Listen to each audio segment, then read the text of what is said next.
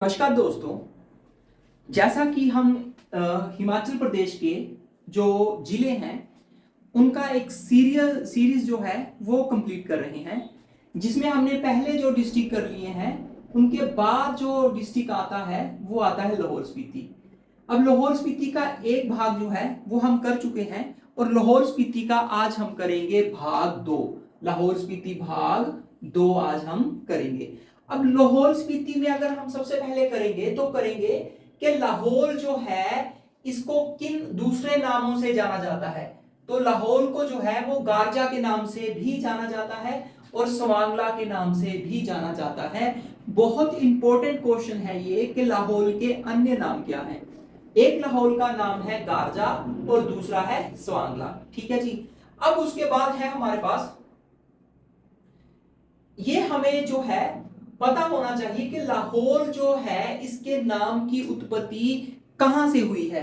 तो लाहौल नाम की उत्पत्ति जो है हमारे पास महात्मा बुद्ध थे, उनके पुत्र राहुल के नाम से हुई है। यह भी क्वेश्चन हमें याद रखना है कि महात्मा बुद्ध के पुत्र का नाम क्या था। उनके पुत्र का नाम था राहुल। राहुल से ही हुई है लाहुल। ठीक है जी। तो लाहुल लाहौल की जो उत्पत्ति है नाम की वो बुद्ध के पुत्र राहुल से हुई है। फिर उसके बाद दूसरा पॉइंट हमें यहां से याद रखना है वो ये है कि राहुल संस्कृतायन जो है इन्होंने लाहौल स्पीति को बोला, लाहौल को बोला है देवताओं की भूमि। लाहौल को क्या बोला है? देवताओं की भूमि। ये किसने बोला है? ये बोला है राहुल संस्कृतायन ने। किसने बोला है? राहुल संस्कृतायन ने। और अन्य शब्दों में भी अगर हमसे पूछें तो हम इसको बोलते हैं दरों का देश। इसको हम क्या बोलते हैं? दरों का देश। अब उसके बाद है हमारे पास स्पीति। लाहौल का हमने कर लिया, उसके बाद है स्पीति। अब ये जो स्पीति है इसका शाब्दिक अर्थ क्या है? शाब्दिक अर्थ बहुत बार पेपर में पूछा गया है और ये इंपॉर्टेंट है। स्पीति का शाब्दिक अर्थ जो होता है ये हो जाता है मणियों की भूमि। स्पीति का शाब्दिक अर्थ है मणियों की भूमि। क्या है जी? मणियों की भूमि। अब उसके बाद है हमारे पास स्पीति का अर्थ मणियों की भूमि और स्पीति का जो हेडक्वार्टर है, मुख्यालय, वो है काजा। वो कहां है? काजा। लेकिन वो हमसे क्वेश्चन पूछता कि काजा से पहले कहां था। काजा से पहले ये था ढांकर। काजा से पहले कहां था? ढांकर। तो अगर हमसे क्वेश्चन पूछें कि स्पीति का मुख्यालय जो है काजा से पूर्व कहां था? ढांकर। अब कहां है? काजा। फिर उसके बाद हमारे पास अब कुछ फैक्ट्स हैं, इंपॉर्टेंट फैक्ट सीरियल वाइज मैंने आपको लिखे हैं, ये हम करेंगे। 635 ईस्वी हेमसांग जो है वो लाहौल आए, साथ में कुल्लू भी आए थे, ये भी हमने याद रखना है। कुल्लू की भी यात्रा इन्होंने की थी और लाहौल की यात्रा जो है अगर पूछे हेमसांग ने कब की है तो 635 भी की है। अब उसके बाद स्पीति के शासकों को क्या कहा जाता था? नोनो।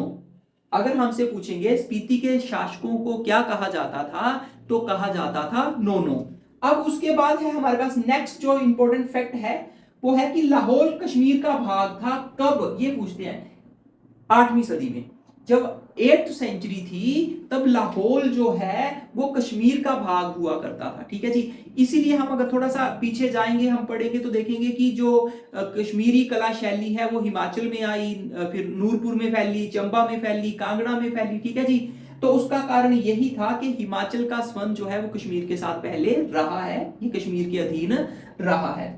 फिर उसके बाद हमारे पास नेक्स्ट जो पॉइंट आता है वो आता है 1631। हमने याद रखना है लाहौल जो है वो कुल्लू का भाग था। मतलब लाहौल किसके साथ अटैच था? 1631 में कुल्लू के साथ ही था। अब उस वक्त अगर पूछेंगे कि जब लाहौल स्पीति कुल्लू का भाग था तो कुल्लू का राजा कौन था? बहादुर शाह। कुल्लू का उस वक्त राजा कौन था? बहादुर शाह। ठीक है जी। अब है मुरिकुला देवी मंदिर, बहुत इंपॉर्टेंट है, बहुत फेमस मंदिर है। ये लाहौल में है, उदयपुर में। कहां है? उदयपुर में। और ये किसने बनवाया? ये बनवाया प्रताप सिंह बर्मन। ये किसने बनवाया है? प्रताप सिंह बर्मन। लेकिन प्रताप सिंह बर्मन जो है वो लाहौल स्पीति का राजा नहीं है, वो है चंबा।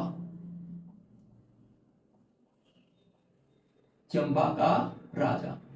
अब ये हमने चंबा डिस्ट्रिक्ट जो किया है, वहां चंबा डिस्ट्रिक्ट में इसकी सारी डिटेल आपको मिलेगी।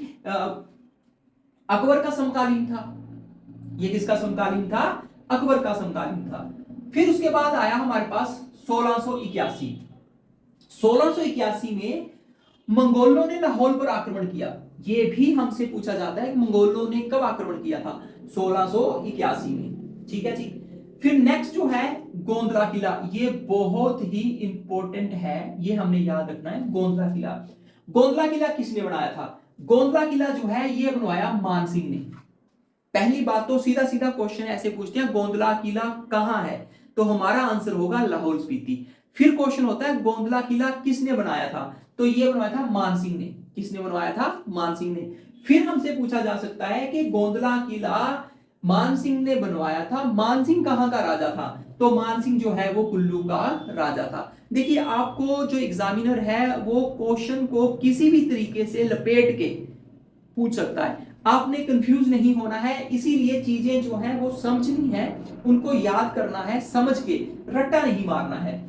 उसके बाद 1820, जब भी 1820 देखो तो आपके दिमाग में एक चीज आनी चाहिए, विलियम वुडक्राफ्ट, और कोई ना दिमाग में आए, बस 1820 विलियम वुडक्राफ्ट, 1820 विलियम वुडक्राफ्ट। 1820 में हमारे पास हिमाचल की जो यात्रा की वो विलियम वुडक्राफ्ट ने की। 1820 में कांगड़ा गया, 1820 में कुल्लू गया, 1820 में मंडी गया, 1820 में ही ये लाहौर भी आ गया। तो अगर हमसे पूछेंगे कि लाहौर की यात्रा विलियम वुडक्राफ्ट ने कब की थी? 1820 में की थी। 1820 में किस यूरोपीय यात्री ने लाहौर की यात्रा की थी? तो ये था विलियम वुडक्राफ्ट। फिर उसके बाद हमारे पास आता है 1840। ठीक है जी। लाहौर अब सिखों के कब्जे में आ गया। लाहौर पर किसका कब्जा हो गया? सिखों का। ठीक है जी। अब उसके बाद है 1846। यहां पे बहुत ही इंपॉर्टेंट जो है संधि होती है जिसका नाम है अमृतसर की संधि। कौन सी है? अमृतसर की संधि। अब अमृतसर की संधि जो है वो किसके बीच हुई? ये हुई है अंग्रेजों और गुलाब सिंह के बीच। किसके बीच? अंग्रेजों और गुलाब सिंह के बीच। ठीक है।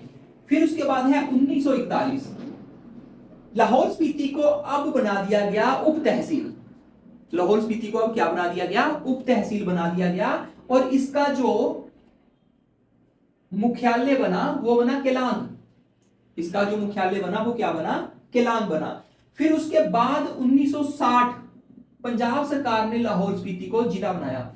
1960 में जो है पंजाब सरकार इसको अपना जिला बना लेती है और 66 तक ये वहीं रहता है, पंजाब में ही रहता है। और 66 में ये जो है लाहौल स्पीति हिमाचल प्रदेश में मिल जाता है। 66 में लाहौल स्पीति कहां मिल जाता है? हिमाचल में प्रदेश में इसका विलय हो जाता है। और 1966 में ही 1 नवंबर 1966 को ही हिमाचल प्रदेश बनता है विशाल हिमाचल। हिमाचल प्रदेश क्या बन जाता है? विशाल हिमाचल। अब ये जो है त्योहार यहाँ के बहुत ज्यादा इंपॉर्टेंट है। लास्ट पॉइंट हमारा यही है। एक जो यहां पे मनाया जाता है लदाचा। लदाचा मेला कहां लगता है? लाहौल स्पीति में। सिस्सू मेला अगर पूछें कहां लगता है? लाहौल स्पीति में। फागली मेला अगर पूछें कहां लगता है? लाहौल स्पीति में। लदाचा, सिस्सू, फागली। लदाचा, सिस्सू, फागली। फिर उसके बाद है हमारे पास पोरी। पोरी मेला। अब पोरी मेला जो है ये त्रिलोकीनाथ मंदिर जो है उदयपुर में, वहां पे मनाया जाता है। और वहां पे जो है पूरा साल देसी घी का दिया जलाया जाता है। फिर उसके बाद है लोसर। स्पीति का अंतिम गांव भी है लोसर।